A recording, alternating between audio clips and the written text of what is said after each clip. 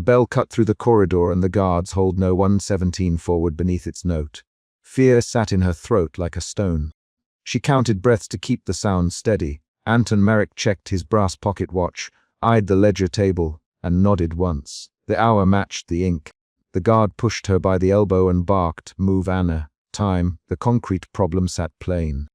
The ledger had scheduled another session, and the ledger would decide her body's hours. Anna kept her chin down. She had been 117 for months, and she knew the routine by the sound of the iron on the flagstones. Fear made her hands small and quick. She timed the steps between bars, measured where a boot could catch her ankle. She forced her shoulders to relax enough to breathe through the cold stone air. The bell and the watch were not coincidence. The institution had turned suffering into a timetable and fear into a clocked instrument. Outside the punishment chamber, Elias Voigt bent over the ledger beneath a guttering candle. He ran the quill across the page and lowered his spectacles to read a column aloud. January, column 6. 117, 9 strikes, public. He wrote with exact, patient strokes. Elias kept records the way other men kept prayers. The writing steadied him. He did not look up when Anton spoke from the ramp above him. Anton's voice came down flat and measured. "Adjust to pre-dawn. Seal with my mark. Discipline is a schedule, Voigt." He tapped the ledger with the heel of his hand, and the brass ring caught light. His tone left no room for argument. Elias's fingers trembled on the quill. Suspicion rose in him like a chill. His mouth tightened and he read the line again slower, as if slowing might change the ink. Elias swallowed and pushed the quill forward. "Anton, that extra session is not on the rota. It will double the punishment allocated this month." His voice was thin. He put his spectacles back on and pointed to the margin. "There is no authorization here besides your seal." He touched the seal as though it might be a burn. Anton stepped down from the ramp and inspected Elias without breaking the rhythm of his boots. "Rota is guidance, Voigt. Seal is authority. The ledger reflects need when necessity demands it." He spoke as if naming an invoice. His gaze moved to Anna where she stood by the iron ring on the chamber wall. He measured her with the same glance he used for schedules. Anna watched them. She held her breath when Elias pressed the quill to the page. She watched the quill's line deepen into ink like a recorded hour. Suspicion in her shifted into a concrete decision. If the ledger decided pain, she would learn the ledger. She needed the column that bore her number. She needed to know when they had scheduled her next session. They pushed her inside. The chamber smelled of oil, salt, and old iron. A table with the ledger occupied a corner, its leather cover polished by hands that never touched mercy. Guards locked the door. Anton placed the heavy keys on the table and opened the ledger with a careful motion. Anna's fingers tightened against the cuff at her wrist until pain showed white in her knuckles. Elias mouthed the entries as Anton dictated. No 117 add. Supplemental restraint, public exposure, 9 strikes, prior dawn 20. First, he wrote each word as if spelling law. Anna felt the syllables like blows across her ribs. Fear moved through her limbs and then narrowed into a small, frantic plan. If a man kept lists of hours, a name could be memorized, a time could be stolen. After the session, when a guard dragged Anna back to the cells, Elias lingered by the ledger and allowed the curtain of his coat to brush her fingers. He slid a folded scrap of paper beneath the ledger's corner with a motion practiced enough to look accidental. The scrap was a page torn from an old, redundant rota. Anna felt its edge pass and kept her face blank. At the wash area the next morning, Anna watched Elias light his candle and adjust his spectacles. He placed the ledger on the table and turned a page with a hand that did not tremble openly. Anna waited until the other prisoners looked away, and then she leaned forward and traced the column with her fingertip. The ink felt dry and gritty under her skin. She read names, initials, times, and a margin note stamped with Anton's small brass seal. Her fear became suspicion as she read another line inked in the margin. An extra session added after midnight with Anton's seal. She did not recognize the handwriting. She lifted the corner of the page and found different pressure where someone had pressed extra hard. A thought moved in her like a nail. Someone inside the administration had added this and used Anton's sign to make it real. Elias watched her without surprise. He tapped the ledger and said, "Memorize the times, Anna. Learn the margins." He spoke in a low voice. "No names, only numbers. Keep your mouth closed when you visit the yard." He shoved a small scrap of pencil toward her and then put his hand on the ledger as if it were a shield. His eyes were firm. The fear that had been hers had shifted into a cautious trust in this clerk's exactness. A guard came to escort Elias away, and the guard's boots scraped the stone. That scrape became an external event, a sudden pause, an arrival that made everyone still. The guard's head turned and his eyes swept the table. He did not see the torn page. Elias tucked it into his sleeve. The near discovery left a taste of metal on Anna's tongue. Anton held a morning inspection on the ramp. He moved along the cells with a notebook and brass keys clinking at his hip. A guard asked for a postponement for a prisoner who coughed and had blood on his shift. "She cannot stand another session," the guard said.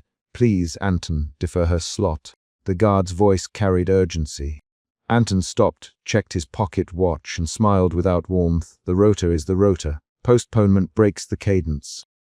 Orders keep order." He tapped the notebook with one finger. Shift one slips and the whole schedule slips. He turned away as if the cough belonged to a separate ledger.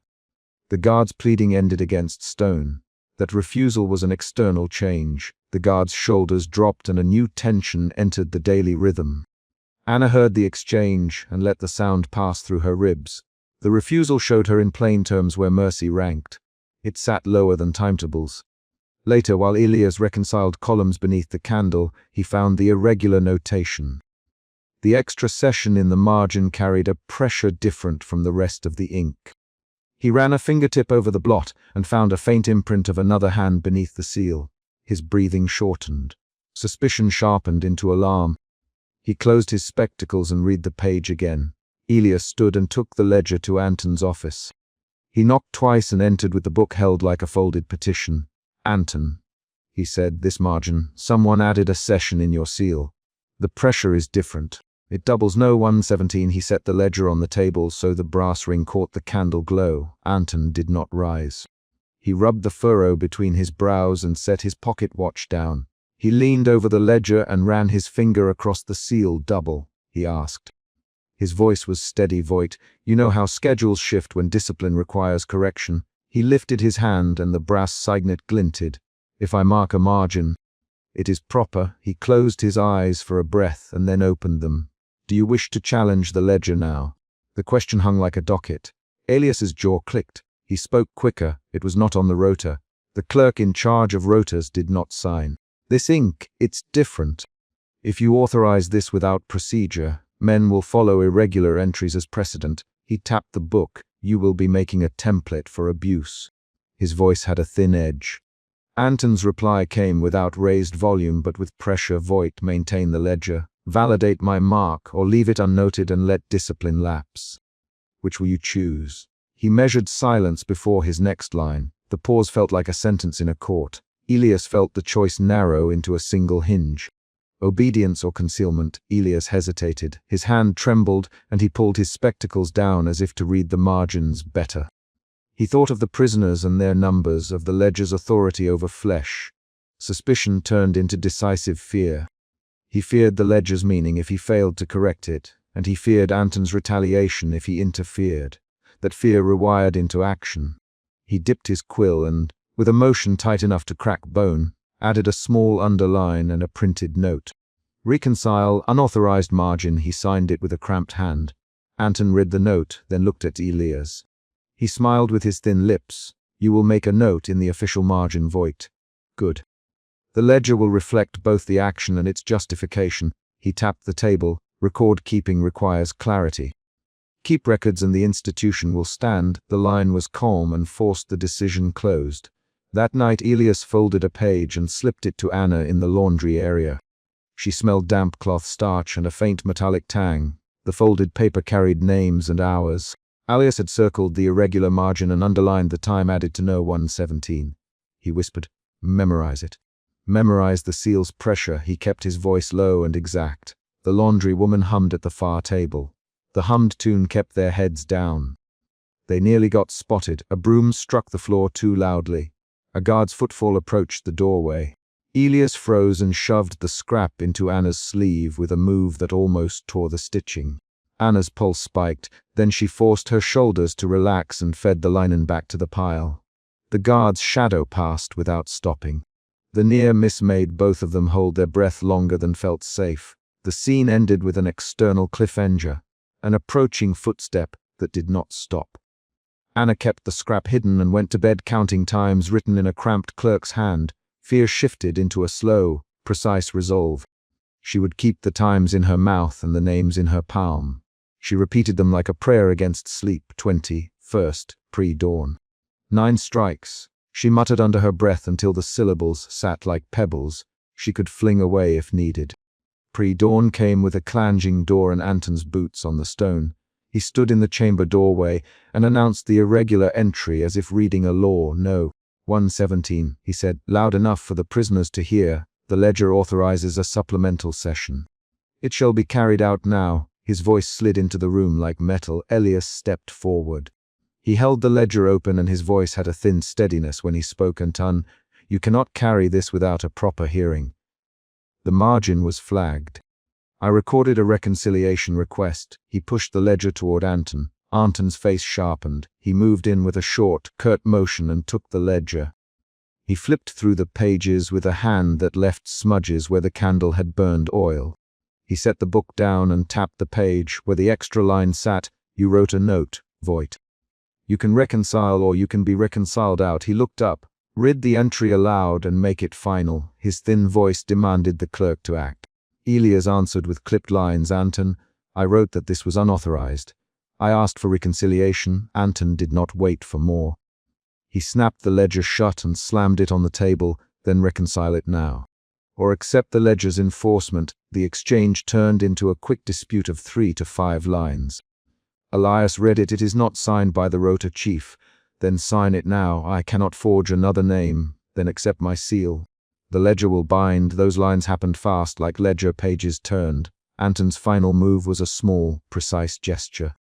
He set his brass signet on the page and pressed. The brass left a clear circle over the margin note. It turned the irregular entry into an authoritative order. Anna felt the press by way of her bones. The guard seized her arms and they dragged her into the chamber. She wore the ledger's sentence in her ears and in the taste at the back of her throat. The public punishment began. The blows were calculated. Each one timed and counted aloud. Each strike matched a ledger beat as a clerk read numbers and Anton marked times. Elias watched with his jaw clenched. He moved closer once during the punishment and tried to catch Anton's eye. Anton did not look at him. The ledger had been used as the sentence. The book had become an instrument of enforcement. Elias felt sick and then sharp with a new motion. He reached inside his sleeve and grabbed the folded scrap again during a lull and, while no one watched his face, he altered a single future line by scraping at the ink. The scrape left a faint white thread in the margin. In the small, private moment where a guard turned away, Elias folded the ledger page back and covered the scrape with the book's leather. He had created a blank where a future session would have been recorded. He did not know if it would hold. He did not know if Anton would see. When the punishment ended, Anna was returned to her cell with a new knot of scar tissue at her side and a thin white mark at her knuckle where metal had cut her. She breathed through pain and kept the ledger's times in her mind. She traced the line on her palm and then pressed that same palm against the cell wall as if pinning the schedule to her own skin. Resignation had folded into a quieter, stubborn resolve. Dawn found the administration alcove with ledger closed and candle low. Anton walked his rounds as if nothing extraordinary had occurred. He checked his pocket watch and tapped keys. The institution's rhythm resumed. The external world regained its scheduled order because someone had enforced the margin. Elias lingered. He pulled the ledger toward him and opened to the page he had scarred. His hand shook if he allowed himself to look. He ran a fingertip along the scraped line and felt the leather give slightly. He had not erased the ink so much as he had created a future blank. The blank might accept a different number. It might starve the ledger of its next cruelty. Anna, in her cell, traced the ledger column with a fingertip when she could. She touched the place Elias had circled and whispered the times aloud to herself until she could say them without looking. She kept the memory of the bell, the feel of the iron ring, Anton's pocket watch tapping, Elias's near, silent breath. Those were the facts she would hold. Fear had led her to memorize. Suspicion had turned to cooperation. Defiance had become quiet preservation. Elias folded the ledger away and wrapped his spectacles in a scrap of cloth. He did not speak of what he had done. He left the office with a face that did not betray the scrape. The clerk walked with a measured, practiced gait and slid a small folded page into his coat where no one would find it easily. Anton returned to his inspection and paused by Anna's cell to run his fingertip over the heavy bolt. Nothing. He checked his watch again and moved on. His routine continued unfazed. The brass keychain ticked as he walked. He treated order the way a man treats his tools. At midday, a guard asked Elias a question about the rota and Elias answered with a steady voice. The ledger had been reconciled and that no further anomalies existed. He used the ledger's language. Anton heard and nodded from the ramp. No one on the surface suspected the scrape Elias had made nor the blank he had left in the margin. Night fell and the prison returned to its clocked cruelty. The ledger remained closed on its table, but it had changed. One entry had been forced. Another had been blurred. A life bore the result. For Anna, the ledger's weight moved from bare terror to a record she could touch. She would not be freed, not yet, but she had a new small advantage. Knowledge and a changed margin. In the administration alcove, Elias set a separate page aside, the torn scrap folded into a secret pocket. He kept it under a false layer in the ledger and rubbed its edge until it sat smooth with the leather. He had altered one future line. He had not spared the past. The chapter closed on a practical action. Anton closed his rounds and locked the administration door. Elias replaced the ledger and slid his chair back. Anna lay on the narrow cot and traced the white scar on her knuckle with a fingertip. The guards walked their scheduled beats outside the cell block. The ledger sat on the table, a heavy, closed thing whose authority had been both affirmed and, in a small way, undermined. The final image is not a speech. It is a set of concrete motions. Anton checks his brass pocket watch and tucks it away. Elias slides a scraped page into a secret seam. Anna presses the pad of her thumb into the ledger's column she has memorized. The ledger closed. A single line was changed. The punishment finished and the schedule resumed, but a blank now existed on a future page. A guard shoved no. 117 through the low doorway and Anton Marek let his brass watch snap closed between thumb and finger, suspicion tightening his jaw. He reached without haste for the ledger on the table. The inked column for that hour lay wrong. Elias Voigt stood at the scriptorium door with a scrap folded in his palm. The antechamber smelled of tallow and damp stone. The central problem was immediate. The day's roster no longer matched the bodies in the cells, and the ledger, Anton's measure of control, had been altered. Suspicion sent Anton straight to the table. He did not ask a question. He checked the binding, the seam where pages were sewn, then the margin where the day's name should sit.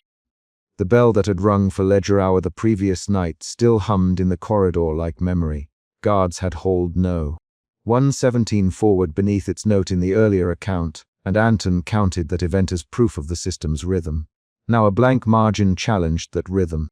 He tapped the ledger twice, then raised his head and said, "Who handled the evening reconcile?" Elias closed the scriptorium door behind him and lifted his spectacles. His fingers were ink-smudged. The quill tucked in his coat had a dark crescent at the shaft. He did not meet Anton's eyes immediately. I did the night audit, Warden," Elias answered in a small, precise voice. He set the folded scrap on the table with the care of someone placing a relic. There was a miscount on the ward roll. I corrected the sum. Anton did not move his lips, but his gaze lengthened on Elias. He had no use for mistakes. He moved the ledger to the light, turned the page, and found the fresh incision along the margin where ink had been scraped. The hand that had written the amended entry was not Elias's. "Anton, this hand is not yours, Voigt." He slid the scrap closer. "Explain." Elias swallowed and answered the only way he knew how. With detail, the seam was loose on folio 18. I tightened the stitch. I found a blot at the cell list and I moved a name. But I did not raise an entry. The script here, this curling cross, does not match my pen. He put his fingers against the paper, tracing the cut as if the wound could speak. His voice faltered into a calculation. He counted syllables under breath. That was his habit when fear tried to crowd him out. Anton felt suspicion tilt into accusation. He moved with the economy of a man who measured people by minutes. A glance at the clock, a tap to call a guard, a name to dispatch. "Senior guard," he said, so the corridor would hear a command roll call now. Every cell, every name. Now his manner left no space for hesitation. He believed order could be restored if the ledger and bodies matched again. That belief guided him faster than mercy. The roll call began in the yard. Guards marched from cell to cell, their boots scraping stone. No, 117 was absent when the line closed.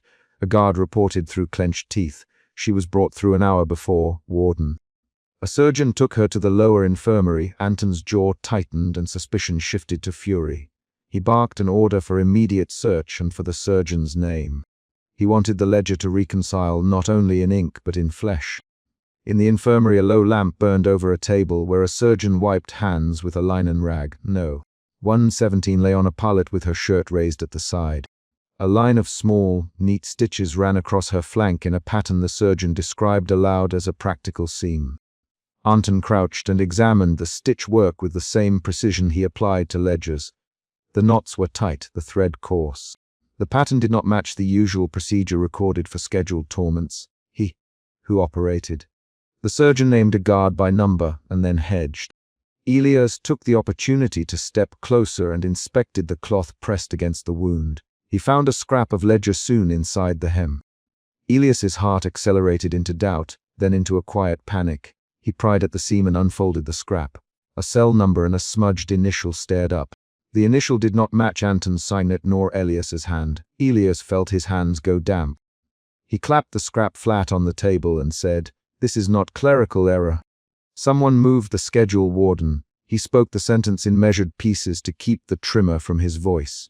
Anton looked at the scrap, then at the stitch, then at No. 117's hollow cheeks. The suspicion that had tightened him minutes earlier now bent into distrust of the system that had always suited him. He ordered the senior guard to secure the infirmary and to bring the guard named by the surgeon. He barked, "Do not leave the premises. Anyone who stepped out of roster will be detained. I will have paper and witness."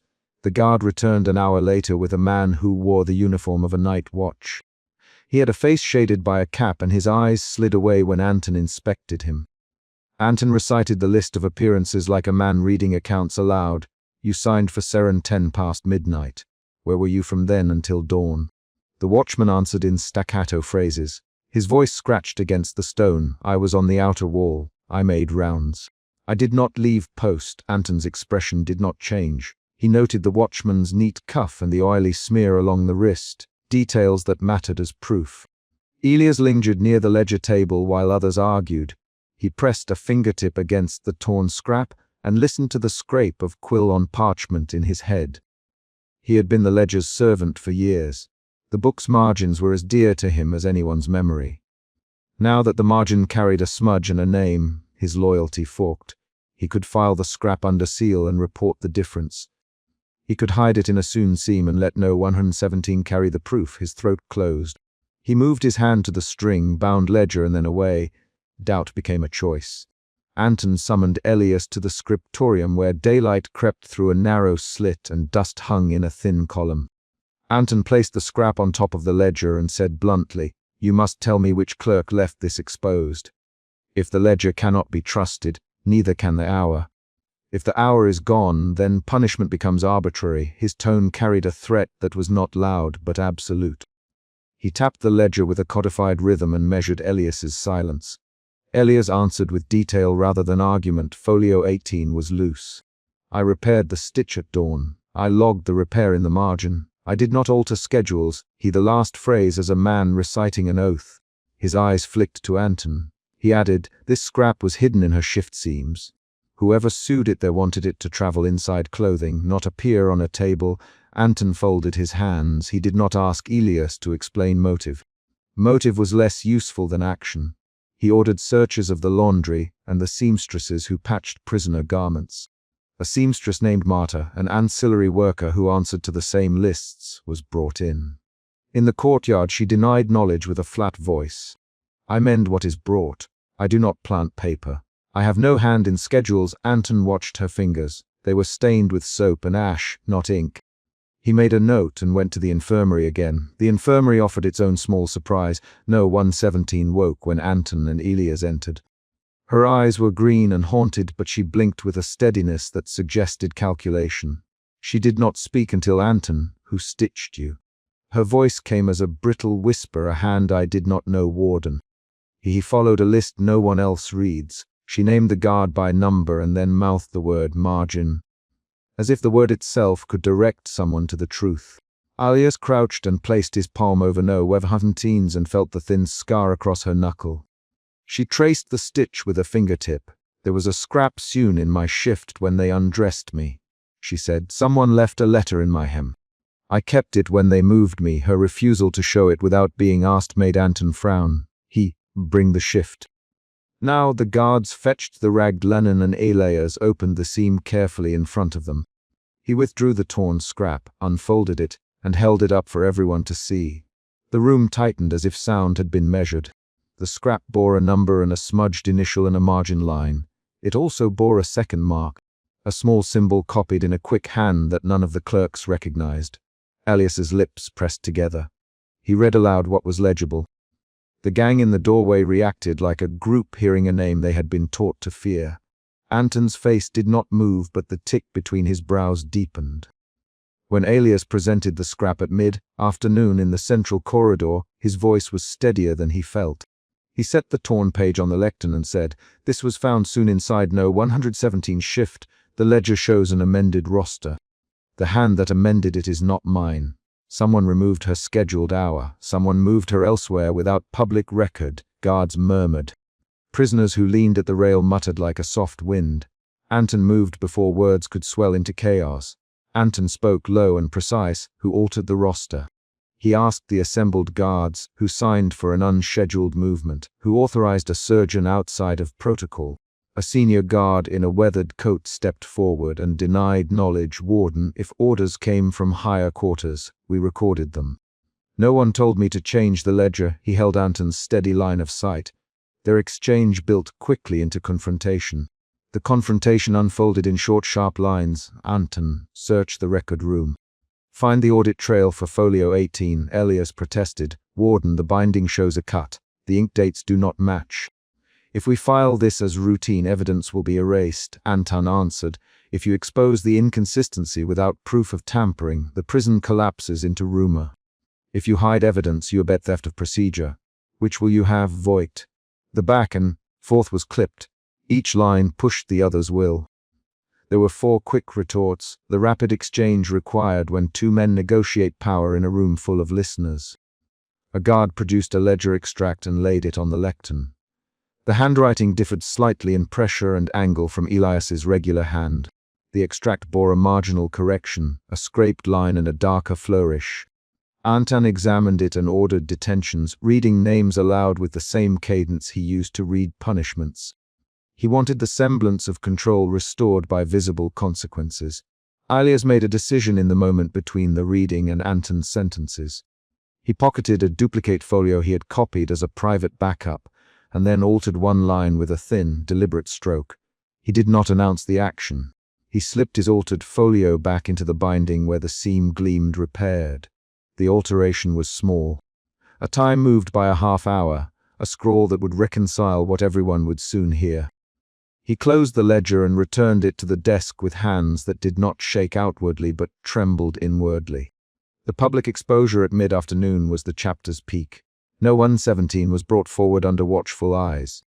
Elias stepped into the ring of witnesses and held the torn scrap like evidence in a court. He set it on the lectern and read the smudge aloud. This was soon into her shift. The ledger shows an amendment that removes her scheduled hour. I do not write that hand. The assembled prisoners and guards reacted with a surge of low voices. Anton moved to silence the charge by ordering immediate punishment for any guard found colluding in schedule changes. He named 2 men who had been near the infirmary and had discrepancies in their logs. The room split into accusation and defense. A senior guard protested, "Warden, you name men without proof. If you punish us on suspicion, the greater law will punish you for injustice." Anton replied in short, sharp sentences. "Bring the men. Present the watch logs. We will reconcile. If you are innocent, the ledger will clear you. If not, we will remove you from duty." The exchange contained rapid back and fourth lines that showed how authority tried to reassert itself when its script frayed. As Anton moved to impose order, Elias made his final, small betrayal of procedure. He slid a reconciled page, a copy rewritten in his hand with one hidden line, into the ledger beneath the original folio. His change would allow public ledger and private fact to diverge. He performed the action with the quiet efficiency of a man who had been trained to hide things in stitches and in margin notes. No one in the room saw him do it. The action altered how the morning would be read in the official record and ensured the daily calendar would survive in appearance. The confrontation ended with immediate penalties. Anton announced reassignment and public reprimand for 2 guards he suspected. He did not execute them, but he read a list of losses: watches confiscated, leaves revoked, and 1 transfer to a distant watch. The men took the punishments with faces set in different kinds of fear. The prisoners watched the spectacle and shuffled back to their posts. Order reasserted itself, but the ledger had been compromised. At dusk, No. 117 returned to her cell. She walked with a slow, deliberate step that suggested calculation rather than collapse. She traced the ledger margin in her mind as Elias had traced the seam. He had slipped the reconciled page back into the book, and Anton had displayed corrective action, but the truth of the sewn scrap remained lodged in a small human place. A survivor who remembered a name and a stitch. No. 117 pressed her fingertips to the edge of the torn paper, now tucked in her sleeve, and breathed in the stone, cold air of the cell. Elias stayed later than he should have, rearranging folios with the same nervous pride that had marked his work for years. He closed the binding carefully and set the brass fastener in place. He felt 2 emotion shifts. Doubt slid into panic early, then panic cooled into a grim resolve to protect what evidence he could. When Anton left the scriptorium, he paused in the doorway and said without inflection, "Make sure the ledger sits on my table in the morning. No exceptions." Elias nodded. He had chosen how to act, and that choice now bent the story forward. That night the ward moved in its rhythms, but a new note threaded through the motions: mistrust. Guards watched one another with sharper glances. Anton measured silence before orders. Elias counted the stitch patterns in his sleep. No. 117 kept the scrap under her pillow and traced the smudged initial with the tip of a fingernail until the skin grew white. Each character's action showed their emotion. Anton's reassertion of procedure, Elias's secret alteration, No. 117's stubborn recording of a wound. In the small hours, a guard on perimeter duty whispered a second, unexpected revelation to Elias. He found a ledger page tossed into a refuse basket near the laundry and recognized the symbol that had appeared on the scrap.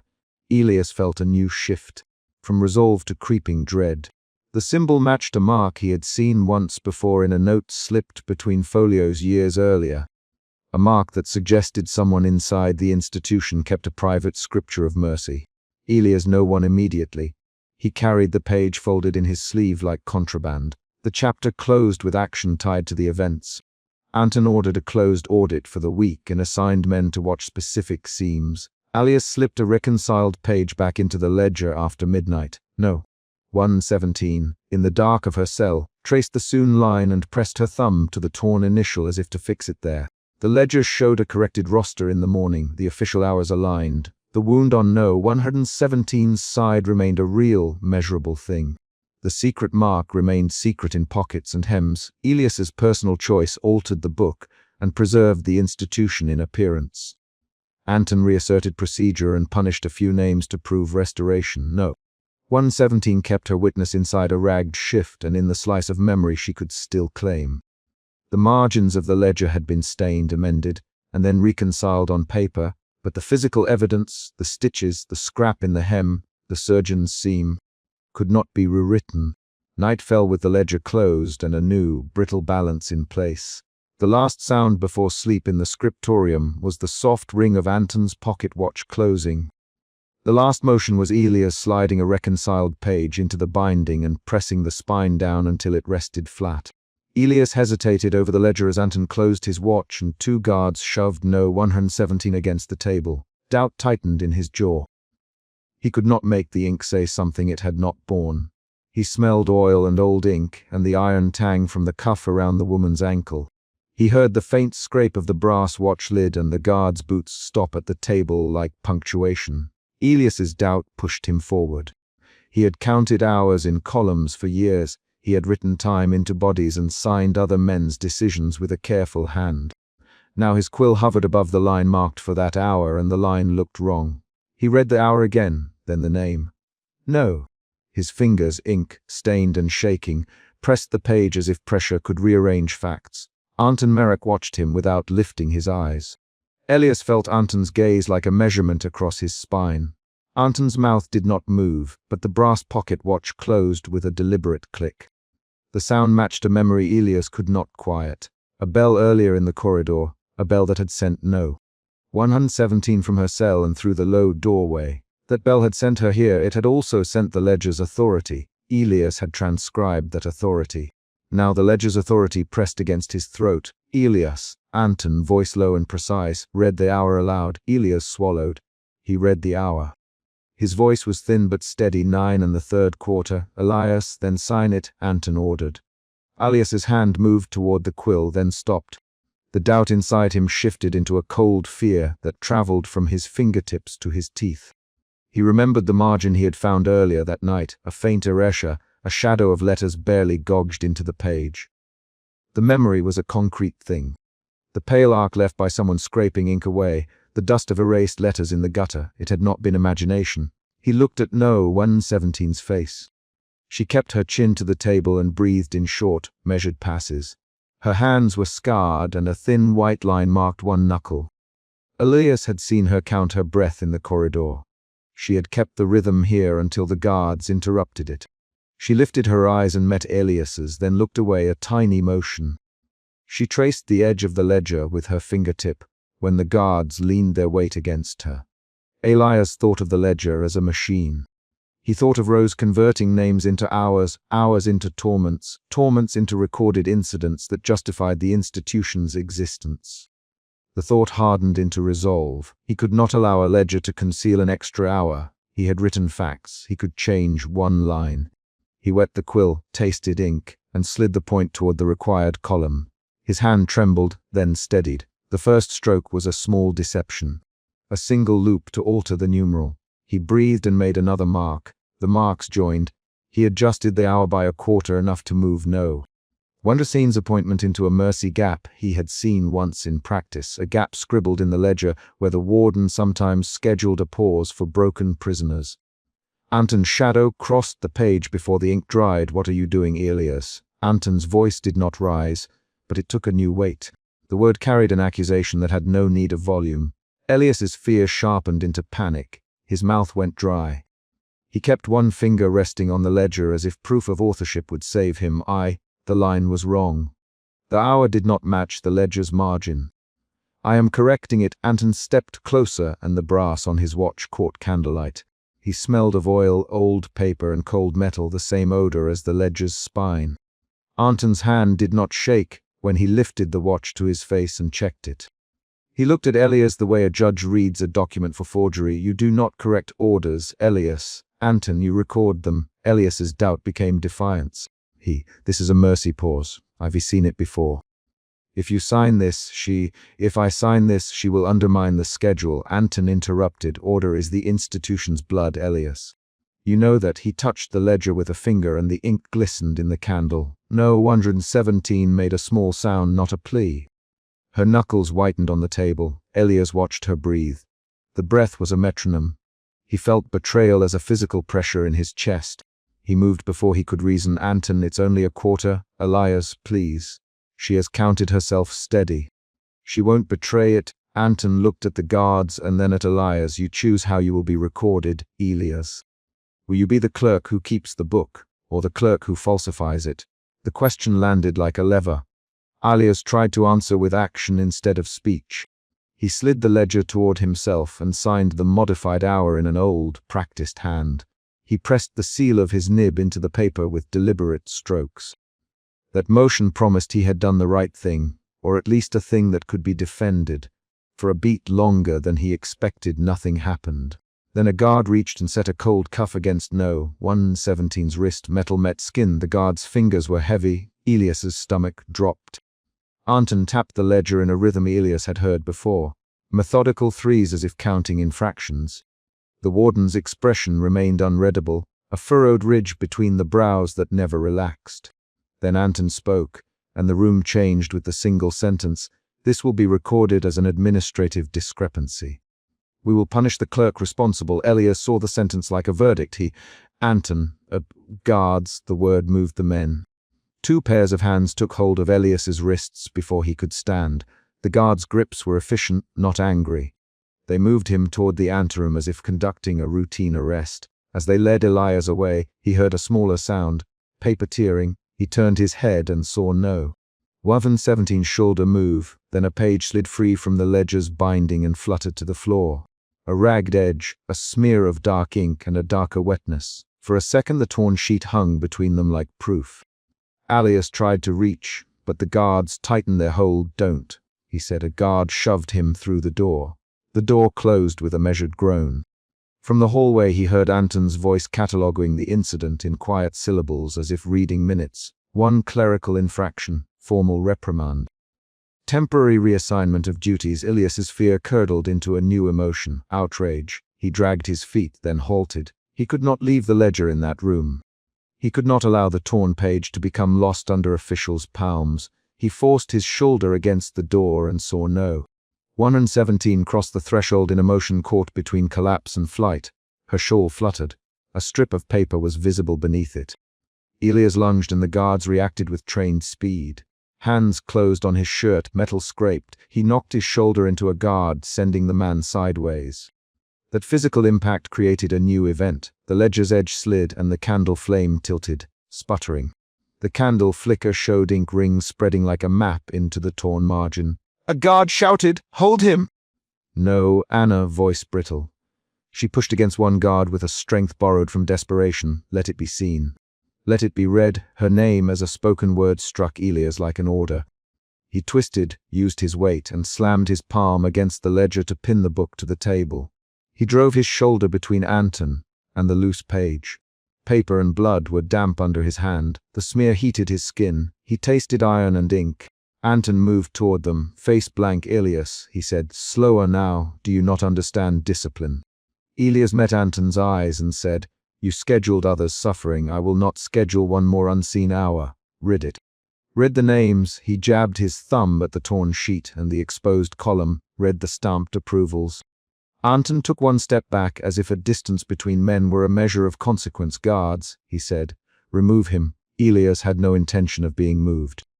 He wrapped his legs under the table and braced. The guards pulled until his shoulders burned. "No." 117 tore at the loose paper with her nails and held a strip aloft. The writing there was not a mercy mark. It was a list of names and approvals arranged with stamped seals and tiny notation marks he recognized as signatures from officials outside the prison walls. Elias's anger clarified into certainty. The erased margin earlier was deliberate. Someone had altered the ledger to hide extra hours, extra torments, and the approvals that had made them official. This was proof that the cruelty reached beyond the property lines of the prison. Anton leaned close to the torn list, and his hand was still. For the first time since Elias had known him, the warden's face revealed an almost private reaction. Irritation, not shock. He reached out and plucked the paper from No. 117's fingers with a slow, surgical motion. The guard's grip tightened on Elias. The act read like dismissal. "You will stop this." Anton to Elias, "You will accept the punishment. You will be an example." Elias's mouth opened. He tried to shout, to warn, to name the officials, but the guard's hands worked with practiced ease. They clamped iron at his wrists and hauled him from the table. He twisted and dropped his shoulder into the ledger one last time. The big book rocked. Several loose pages slid free and fell onto the floor, fanning like torn skin. The room became chaos in a measured way. The guards moved in professional arcs. Anton kept his chair. Elias tumbled and grabbed a fallen page. He fought to get to No. He saw her eyes then, green wide, fixed on the torn list. She mouthed names. Elias read the first syllables.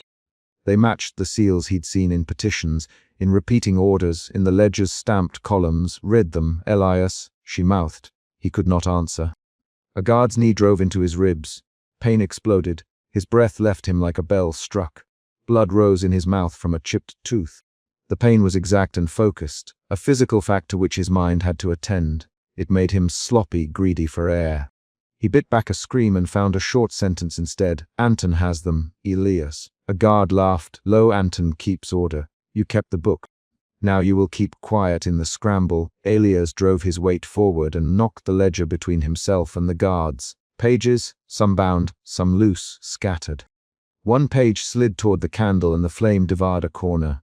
Ink blurred into scorch marks. The smell of burning paper rose and mixed with the metallic scent of blood. The ledger's ruin was sudden and final. No one thought to stop the small fire until men were thrown and cuffs clinked. Elias used the moment of confusion to shove a page into his shirt. He folded it tight against his chest and felt its dampness through cloth.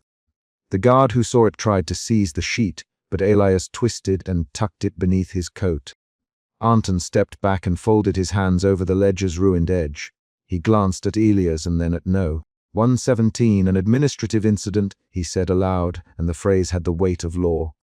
He pulled his watch out as if to mark the time of the violation. "We will seal the book. We will file an incident. We will make the necessary notations." Elias's panic flared into a practical clarity. He had one page, a raw fragment that could connect the ledger's secret hours to signatures outside the prison. He needed to move it beyond Anton's reach. He looked at No. 117. She had already started where he would. Her shawl hung loose, and she aimed the torn strip at the door with her foot. Anna Elias, calling her by the name he'd never been allowed to use officially. "Take it. Run to the guttered stairs.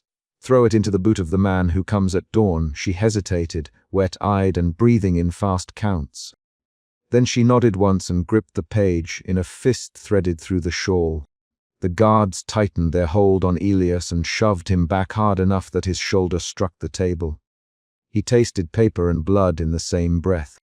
The room blurred into action. Anton's orders, the guards practiced motions. No. 117's limp stepped toward the low doorway. One guard blocked the path. No. 117 shoved past with a strength that surprised Elias. The guard went with her momentum. The man stumbled and then recovered, cuffing her when she reached the threshold. A commotion followed, the scrape of boots, a shouted command, a brief scuffle. Elias leaned forward despite the cuffs and saw her go. She kept a strip of paper tucked under her shawl as she passed the guard. No one seemed to notice the small detail except Elias. He wanted to call out a warning, but every call became a new lever for the guards to twist. They dragged him into the anteroom. The door shut. Behind it, Anton's voice catalogued evidence, list after list, in a voice that had no heat. Ledger damaged. Clerical infraction. Warden's disciplinary measures to be enacted. One page missing. One prisoner to be disciplined for interference. The language flattened events into procedure. Elias lay on a narrow bench while a guard removed the cuff from No. 117, and then another cuff clicked around Elias's ankle as a restraint. He watched the small circle of candlelight make a pool on the floor and measured the time in breaths. His doubt had become fear, fear had become outrage, outrage had become a sharp action to hide evidence. A knock at the outer door signaled a shift. A courier or an inspector, perhaps, arriving at an hour when the institution expected oversight. Anton moved to meet the visitor and left Elias against the wall. While the warden spoke, Elias took advantage. He worked his hand under his coat, felt the folded page pressed to his chest, warm and damp. He slid it upward beneath the collar of his shirt until it lodged against his throat. The paper's edges scraped his skin. The ink left a smear. While Anton spoke to the visitor, Elias listened to the words through the plank. He caught names, town officials, a seal, a promise to review, recycled phrases meant to settle nerves. He also heard Anton sign off on the incident with a single, efficient command. The warden's voice was flat. Order first, rumor later. Elias's shoulders burned with the aftershock of the guard's hold. He felt something else now, a resolute cold in his chest. He had hidden the ledger fragment. He had seen No. 117 leave with a fragment under her shawl. He had watched Anton record the event in the ledger with the same merciless calm he always used. The book would be bound again. The seals would be replaced. The prison would resume its schedule. But a page was outside and paper could be read. A signature could be matched. A sudden knock startled him from that plan. The door to the anteroom opened and one of the guards pushed in a damp, wrapped parcel. The guard dropped it near Elias's feet and stepped back. He looked at Elias with a face that did not know pity and was not meant to. The parcel was small and smelled like the river and the city's early morning. Elias pried at the twine and found inside a man's boot wrapped in oilcloth. When he lifted the boot, he saw a name scratched on the leather, an inspector's mark used by a delivery man who worked the early rounds. Elias realized the paper he held could be planted in that boot. It could move beyond the prison without a word. He would not be the one to carry it. He could not survive being found with it. He pressed the page once more to his chest, then threaded it downward toward his boot. It slid against his ankle cuff and lodged. He forced his foot into the delivered boot and tied it with care. The action was simple and specific. Place evidence where a required routine courier would remove it from the boot at dawn. It was not a denunciation, it was a maneuver. When Anton returned, he moved through the anteroom with a list in his hand. He recorded damage, cited clauses, and ordered Elias's reassignment to ledger, cleaning duties under guard. He named the time. He signed the notation and sealed it with a ribbon. He made it official. Elias let the ribbon fall across his fingers. The cuffs had left marks. He bit at a split lip. No, 117 had not been taken. She had been returned to a cell with a blindfold. A guard passed and shoved a plate of thin gruel under the bench. Elias did not touch it. Before dawn, the institutional routine resumed. The pages that remained in the ledger were rebound and stamped. Men made lists of men. Voices recited times. The corridor bell called its hours and the prison ate another day. Outside, a delivery man would take a boot to a warehouse, find a coin slipped into the lining, and without ceremony, the boot would be removed and inspected. Elias imagined that morning ritual and felt a small surge of hope. He had no illusions about what would follow. He had seen Anton's measured justice. He expected punishment, a reassignment, a beat, perhaps a public example. He also expected that the ledger's ruined pages would create bureaucratic confusion, and that confusion would buy time. Time might be enough. At first light, Anton re-entered the anteroom. He checked the ledger's edge and found one corner singed. He made a note. He looked at Elias, then at the empty table. He filed the report. Elias, accept the reassignment. Remember what we teach clerks. Elias answered with a nod. His throat worked. He wanted to demand minutes from Anton, to force the warden to name the officials who had stamped approvals on the hidden list. But the cuff around his wrist made arguments hazardous. He found a short sentence instead. You will record this accurately, Elias. Anton's mouth tightened. I will record the incident. The words were different. Elias felt the shift inside himself move again, from panic into a colder resolve. He thought of the torn page folded in his boot and of No. 117 stepping through the low doorway earlier when the bell had called her. He thought of the margin he had seen. He thought of signatures he had read in other documents and connected them. He had done more than change a numeral. He had created a breach. He was moved from the ledger table to cleaning duties near the scriptorium, a quiet corner where men sorted scrap and repaired bindings. Anton's voice followed him with a final order, admonition and preservation of procedure. You will learn your place, Elias. You will learn that the book defines order. Elias took the bench by the window and set his jaw. He worked with his hands in small, precise motions. Mending torn edges, pressing pages flat, wiping ink from corners. He worked as he had always worked, but with a different aim. He would not be the clerk who falsified records for the institution again. He would be the clerk who made sure the right page left these walls. At midday, a rumor passed through the corridors like a faint, metallic echo. A delivery man had found something in a boot and reported it to the inspector. The rumor had names attached. Elias counted each breath as if it were a ledger entry. He felt fear flare, then a careful hope. That evening he was allowed a brief visit to the ledger room to gather supplies. Documents lay in neat stacks. Anton moved through the room with his ledger face down like a shield. Elias's hands brushed the book's spine, and he felt the burn of loss in the ruined corner. He left without slate, but his palms carried a small, clean scrap of paper, an errand receipt from the scriptorium, folded into his sleeve by a sympathetic smith. The man had said nothing. He had simply slid the scrap into Elias's hand and nodded once. Elias did not ask him to speak. The smith had eyes that had seen signatures and knew where ink would travel. Night found the prison quieter, and the tunnel of corridors long and measured. Elias lay on the bench and listened for a knock he could not name. He felt the boot's warmth at his ankle, and the dampness of the page inside. He imagined the delivery man's hands, the inspector's stamp, the possibility that ink could tie men higher than Anton to the ledger's violence. When dawn came, a cry rolled through the compound. The inspector had read the paper and demanded a hearing. Men ran with lists and Anton strode like a man whose authority might slip. He left orders in quick phrases. He sealed entries with a practiced hand. For the first time Elias heard worry in the cadence of the warden's voice, a shallow thing, but a crack was a crack. The clerk's reassignment stayed in place. Elias rose at the call and moved through the scriptorium with the steady motions he had always used. He noticed small things now. The way a quill shed a single hair, the faint smear where a stamp had rested too long, the fold in a page that hid a notary's mark. He catalogued them all in his head. By midday the inquiry spilled into the prison. Officials arrived with clipped orders and a clean look that pretended to be above consequence. They demanded the ledger. Anton produced it with an air of innocence polished into steel. They opened it. Pages remained. Pages were gone. The inspectors' faces narrowed and the names were read aloud. Elias listened from the scriptorium, hands steady. He felt the swell of a new emotion, a cautious clarity. The sequence of events became a map he could point to. He had not been a lone fool. He had been a clerk with a page hidden in a boot, and now that paper had begun a small, bureaucratic avalanche. Anton stood as the officials read. For a single moment he looked less like the warden and more like a man who understood that procedure could fail. He turned his watch in his hand, then set it down and folded his fingers. The room filled with names and stamps, and a heat that tasted like a verdict forming. No final theatrics came from Anton. He did not lash out. He recorded the inspector's questions and gave answers that kept him inside the law.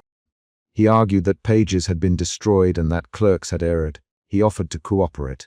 The officials took notes. Elias watched them. He felt relief and a hollow ache at the same time. He had wanted to expose the approvals to the light, and some light now shone into the ledger's ruined pages. But the men who read it were men of procedure and self-preservation.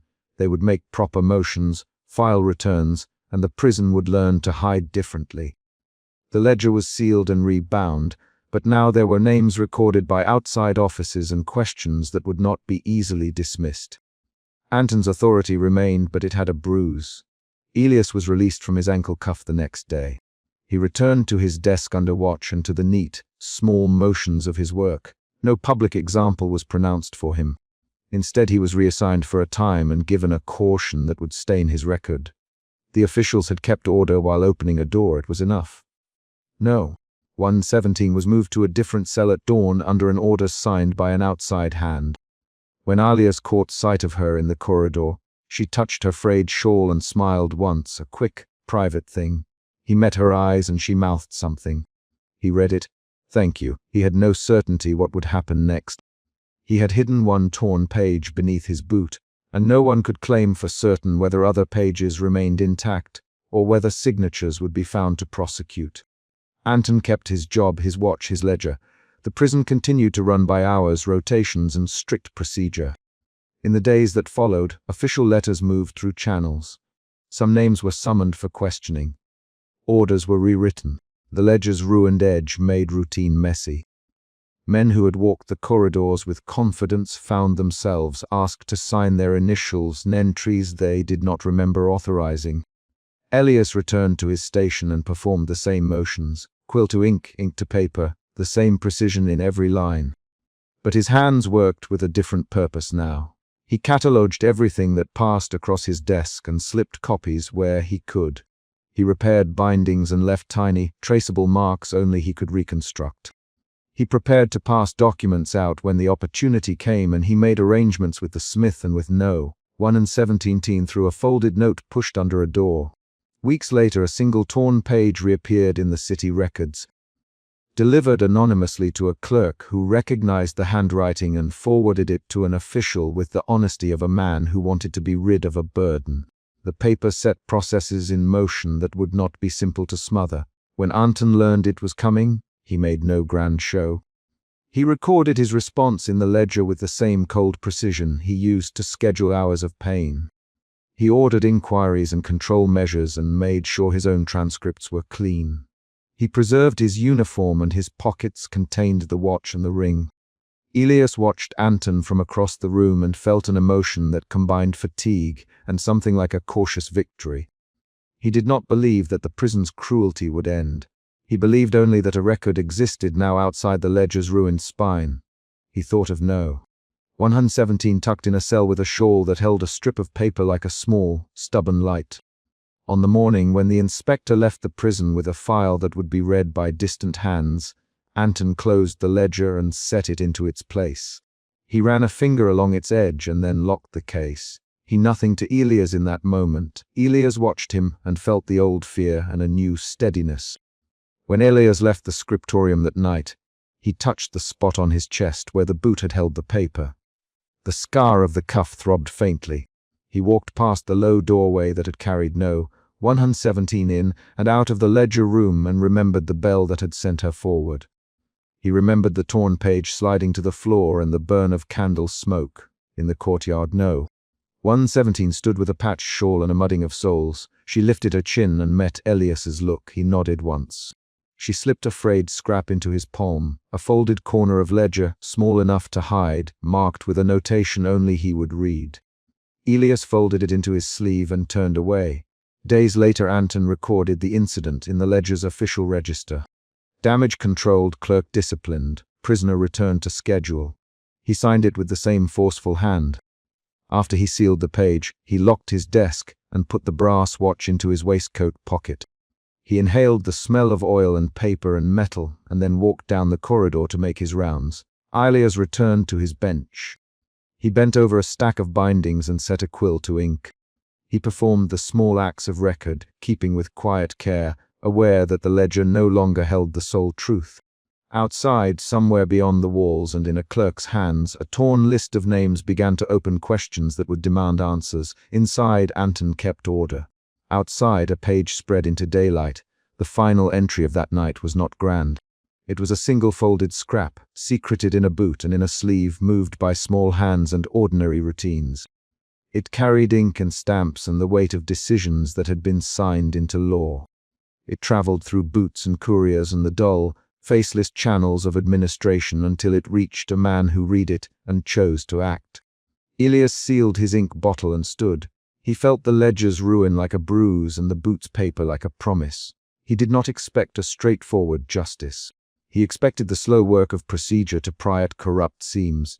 He expected Anton to close ranks in the institution to bend and adapt. He expected more ledger entries, more hours assigned. But he also expected that, for the first time in a long while, a name on a page might be questioned, and that doubt would now move beyond his chest to others who could no longer ignore the record. He tucked the folded scrap beneath his sleeve and stepped into the corridor where the bell had once called No. 117 forward. A guard passed and nodded. Elias kept walking until he reached the low doorway and paused. He traced the dent in the threshold with his fingertip, then walked away as footsteps answered him down the passage. A pre-dawn courier opened a boot at the warehouse and found a single folded page. He did not know its consequence. He only knew the paper had been hidden for a reason, and that he had to take it to an office where someone would read it. In the ledger room, Anton made his report and sealed the book. In the scriptorium, Elias bent to his tasks and kept his hands busy with mending. When the next inquiry letter arrived, Elias did not flinch. He had altered one numeral and risked his life to hold a torn page between his chest and his boot. He had watched No. 117 press a fragment into her shawl and saw her step through the low doorway. He had watched Anton record the incident with a steady hand. The immediate conflict had resolved. The ledger was damaged, a clerk disciplined, a torn page escaped. The larger fight, who would answer for the approvals stamped beyond these walls, had only begun. Elias sat at his bench and, with a careful motion, wrote the final line of his own small ledger for that night. A note to himself scratched in the margin of a scrap, the place and the time where pages moved. He folded the scrap and slid it once more into his sleeve. The last action in the room was concrete. He put the pen down, stood up, placed his hand on the ledger's closed cover, and left the light burning on the table. Outside, the courier took the folded page into the city, and the page made a journey that would not be erased by an iron key or a brass watch. Inside the prison, Anton continued to check the hours and maintain the schedule he held dear. Elias walked away with ink under his fingernails and a small, stubborn proof pressing against his chest. The ledger's echo had been set in motion. The final paragraph of the night ended on a concrete act. No. 117 slipped through the low doorway with a fragment pressed to her body, and Elias felt the scrape of his own boot against the stone as he followed, careful and slow, into the corridor where hours were given and taken with a clerk's pen.